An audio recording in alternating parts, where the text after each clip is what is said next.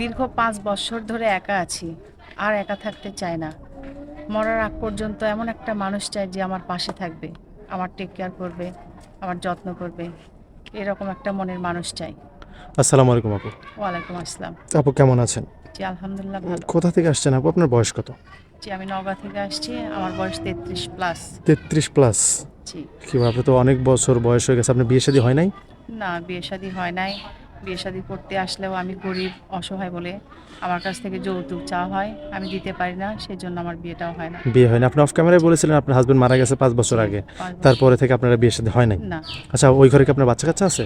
জি একটা ছেলে আছে, ওর বয়স 7 বছর। আচ্ছা, যদি কোনো ভাই আপনাকে বিয়ে করতে চায়, শুধু আপনার দায়িত্ব নিতে হবে নাকি বাচ্চার দায়িত্ব নিতে হবে? উনি যদি চান যে আমার বাচ্চার দায়িত্ব নেবেন তাহলে তো আলহামদুলিল্লাহ, আর যদি আর না না নিলে চান, আবদার নেই? আবদার নেই। আচ্ছা, বুঝতে পেরেছি। যে মানুষটা আপনাকে বিয়ে করবে তার চেহারা বা বয়স কেমন হতে হবে? চেহারা যেমনই হোক, বয়সটাও বেশি হলে আমার সমস্যা নাই।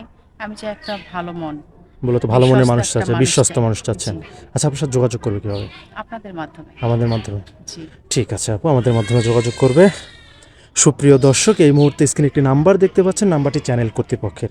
এই নাম্বারে হোয়াটসঅ্যাপ ইমো খোলা আছে। যদি কোনো ভাই আশা আপুকে পছন্দ করে থাকেন, অবশ্যই আশা আপুর সাথে যোগাযোগ করার জন্য একটা স্ক্রিনশট মেরে আমাদেরকে পাঠিয়ে দিবেন।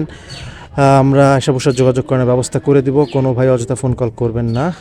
আবারও বলছে, এটা চ্যানেল কর্তৃপক্ষের নাম্বার, আশা আপুর নাম্বার না। আচ্ছা আপু, নামাজ কালাম পড়া হয়তো? জি আমি নামাজ পড়ি। হাজব্যান্ডে ভালোবাসবেন তো?